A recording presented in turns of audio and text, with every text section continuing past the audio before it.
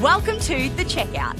We catch up with previous Add to Cart guests and ask them 5 quick questions to get to know them better and leave you with a little extra inspiration to get you through your Friday. Today's checkout features Kat Hanzalek and Nicola Ommundsen from Get Down. They're selling sustainable, super stylish condoms and promoting women's sexual wellness, and not an oily, chested Trojan man in sight. Kat and Nicola, welcome to the checkout. We've learned a lot about you and a lot about your business, Get Down, who are reinventing sexual health. We've got a few questions for you guys. All right, number 1, what is the weirdest thing that you've ever bought online? This is going to be a doozy. So this is excluding the 220,000 condoms that we had to order as our first order, you mean? Yeah, that was the minimum order quantity. So Kat currently has them stored in her house. So if anyone needs any protection, pop around Kat's. Also great for birthday parties, Christmases.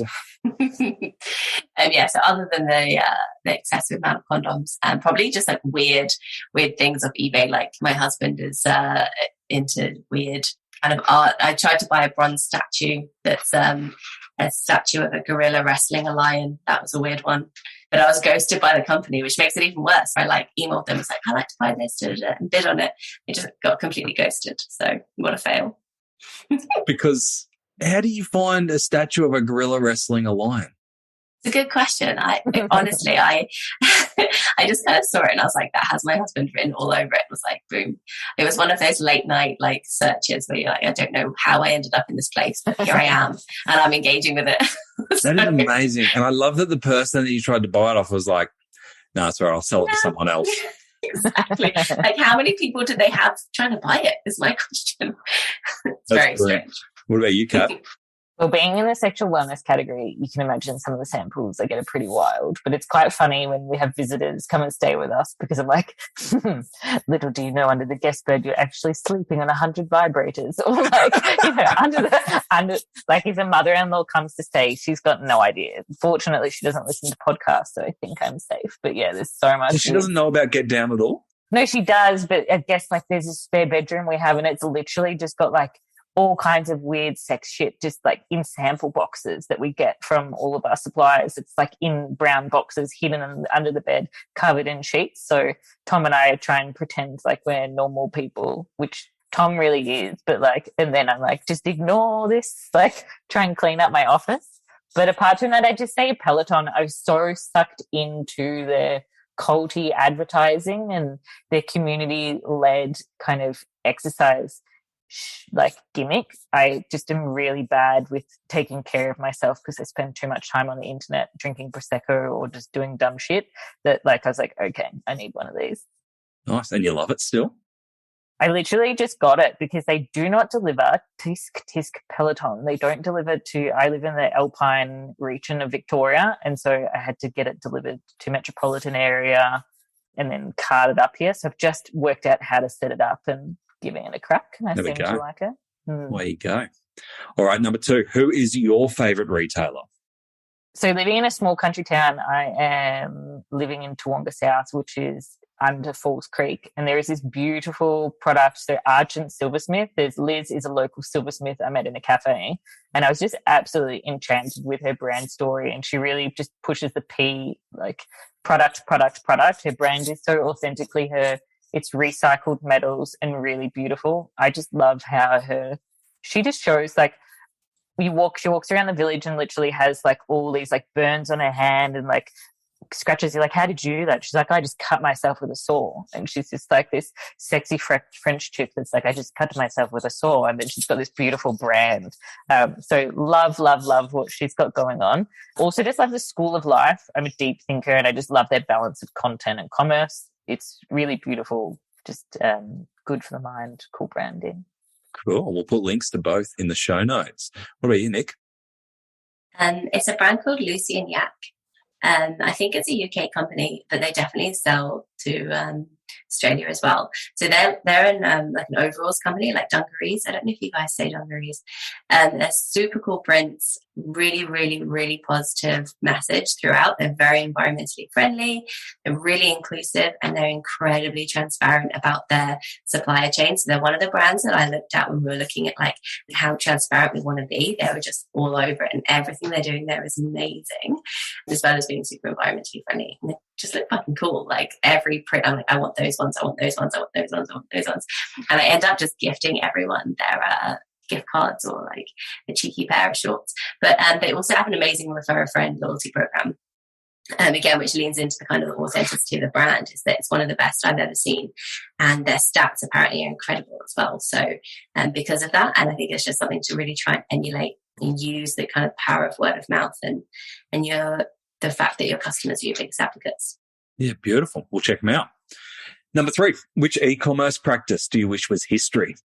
Profit munching, layered discounts. Like, can people please stop giving away bloody cars, 10% off, this, like another sale? Like, literally the biggest problem after looking across our scope of book of business, like when working at Shopify or honestly in all the places that I've worked, is just profit. So many people look at sales and you're like, profit, read the book Profit First, please. Like, so I just say big discounts and not looking at other ways to stop being lazy. There's other ways to acquire customers. Stop conditioning your customers. Like, another thing is definitely the constant quest for 100% attribution. This definitely comes from your C-suite and the demand for everyone to know exactly how every dollar was spent.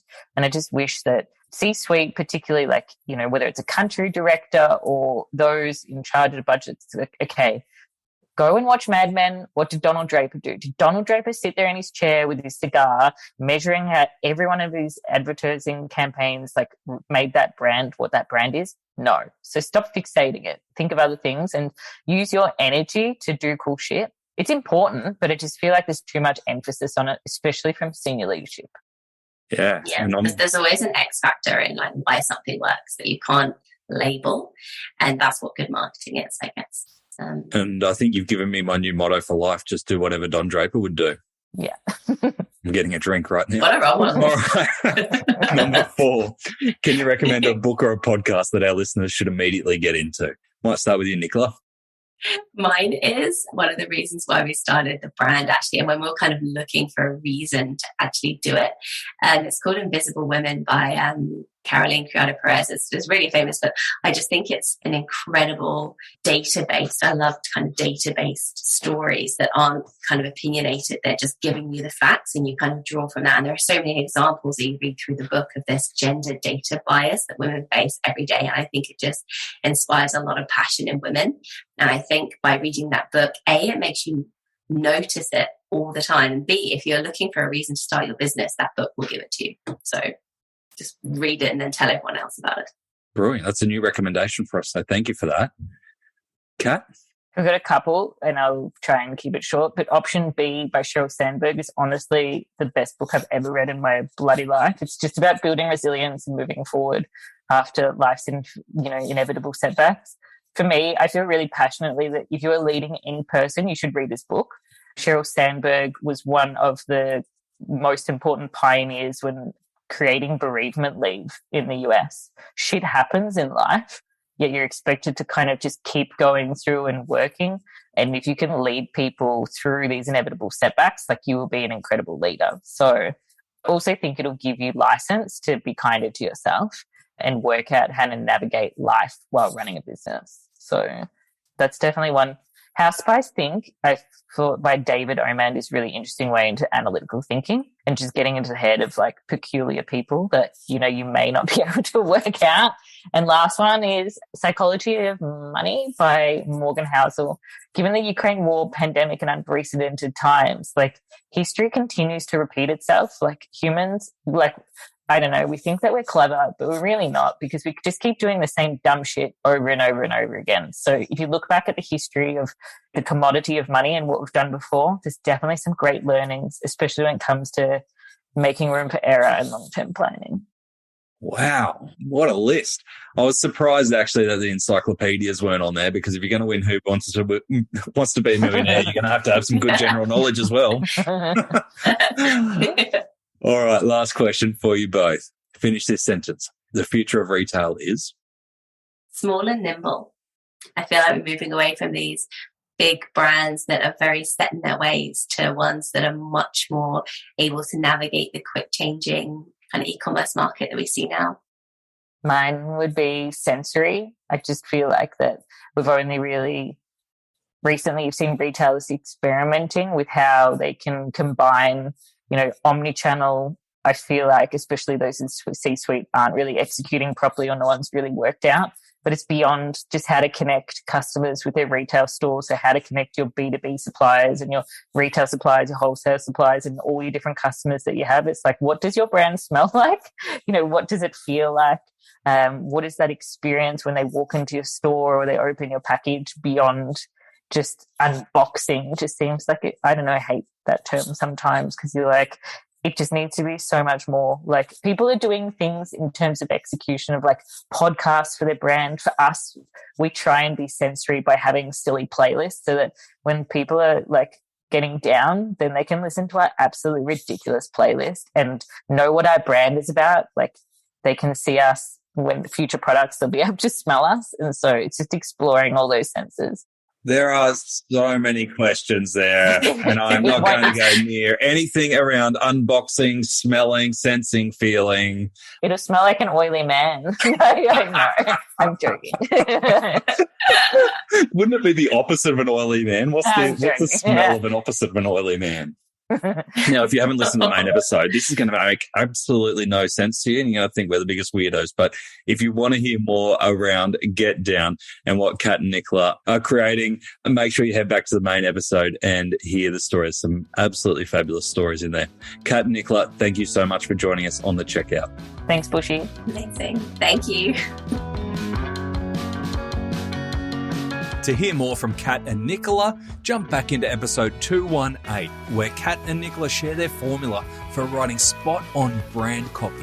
They also share how they navigate running a business and being best friends. And if anything, you've got to tune in for the unbelievable story of how Eddie Maguire ended up funding their condom startup. Thanks for listening, and until next time, keep adding to cart.